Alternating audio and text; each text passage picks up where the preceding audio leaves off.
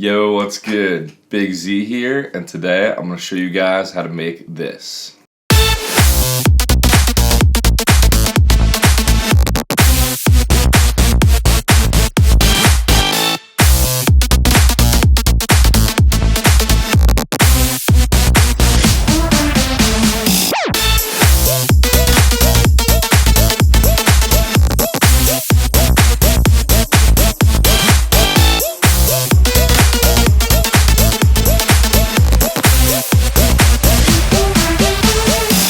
So that is my remake of Retrovision's new track called We Like to Party.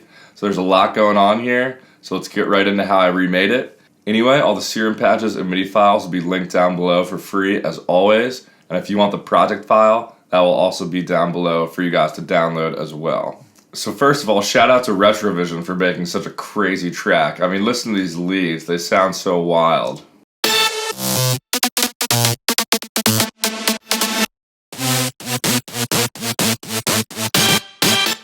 So first of all, the MIDI for all these leads is going down in pitch over 2 bars.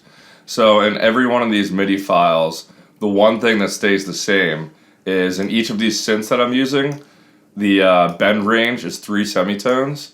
And then you can see here in the MIDI file, I've automated the pitch so it goes down 3 semitones throughout these 2 bars.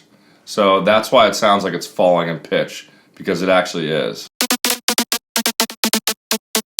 So this first little section here has 2 main layers. It's kind of like a low lead and a high lead that play off of each other. So first for the high lead that you just heard that sounds like this. It's just a saw wave in Serum with 7 voices of unison and a decent amount of detune. Also an envelope 1 down here that's modulating the amplitude of the sound. I have a really short plucky sound, like I have a really short decay time right here and no sustain at all. That's why you get that really short plucky sound. And now over in the effects section, if I turn all these effects off, here's what it sounds like. Pretty boring and pretty thin. So to thicken it up, I add some multi-band compression, some diode 1 distortion. I think this Foreman filter is actually off, I'm not even using that. And then a little bit of EQ just to increase the high end a little bit. So I don't know the technical stuff behind this, but when you add a heavy distortion behind a multiband compressor in a chain, it makes the sound really cool. Like for example, if I flip this distortion and compression in the chain, it sounds a lot thinner. Now I move it back, it sounds a lot thicker. So if you want really fat sounds, I would recommend putting a multiband compressor in front of a fat distortion on your chain. And you'll see that theme in a lot of these leads here. So next up is this cool low lead sound that's kind of playing off that high lead sound. So this sound is just a saw wave with 1 voice of unison. There's absolutely nothing going on in this oscillator tab at all. It's all in the effects section. So if I turn these effects off, then if I turn them back on. So I'm doing the same thing where I have that multi-band compressor before the diode 1 distortion. But before that, I just have a little dimension expander. And then for external processing, I'm adding this sample delay so it sounds wider in the mix. So now I'm going to talk about this really wide detune lead.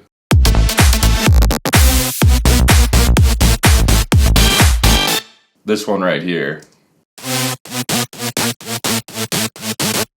So first of all, this lead is 2 layers. I've got this regular layer, and then just a white noise layer.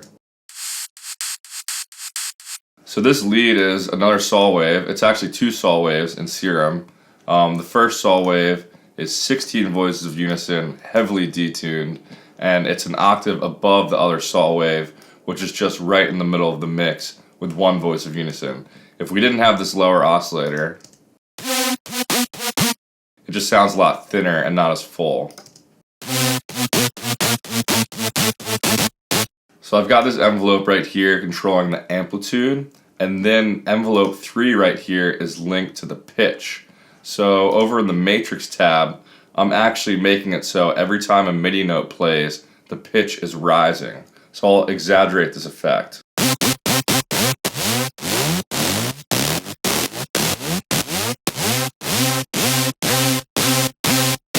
So I had it around 70 milliseconds just so it's a subtle effect, but it adds a really cool character to the lead.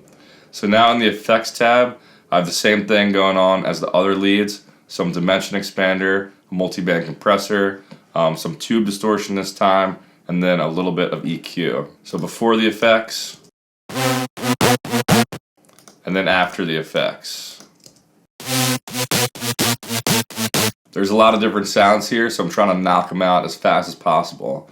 Another really cool sound is this crazy lead right here.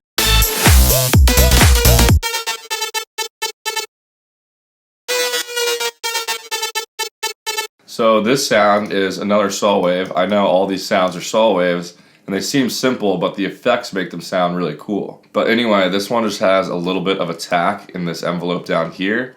And then in the effects section, I'm adding some dimension expander, some multi-band compression, and then some downsample distortion, or also known as bit crusher. So this bit crusher makes a huge impact on the sound. Without it, now with it. It just makes it sound really gritty and dirty. So this lead, I also have some sample delay on, just so it hits the right ear after the left ear, so it sounds wider in the mix. Now I'll talk about the bass, so I'll mute all of these for now.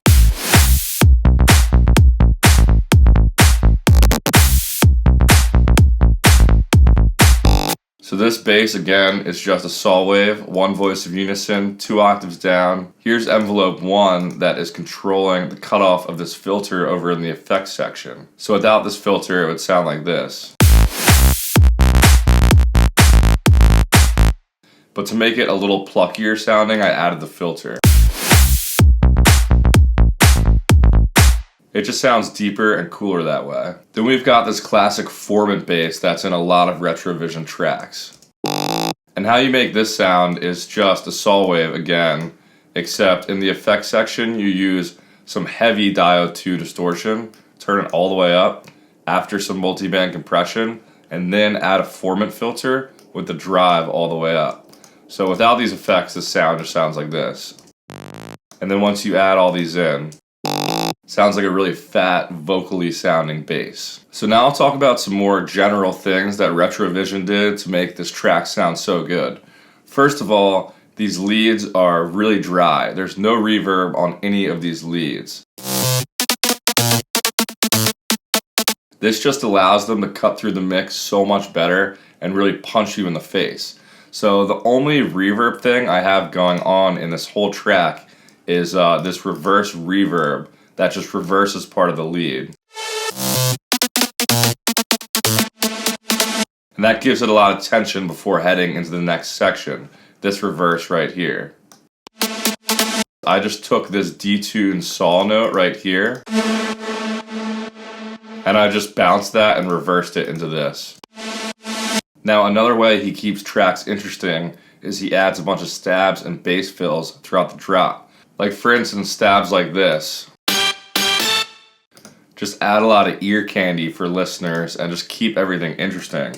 So I'm just going to go ahead and play the full remake without the leads so you can really hear the drums and all the stabs and the bass fills.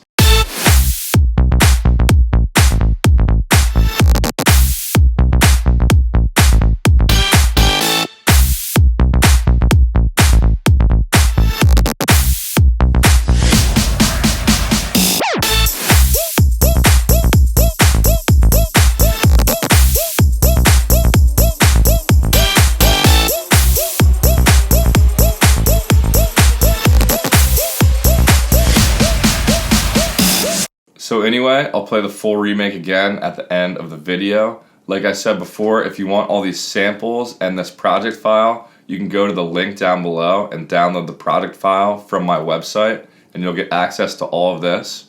I'm leaving to go on vacation in Puerto Rico for the next week, but I think I'm still going to have a video scheduled for this Sunday anyway. So I'll catch you guys when I come back, and I'll see you guys in the next video. Peace.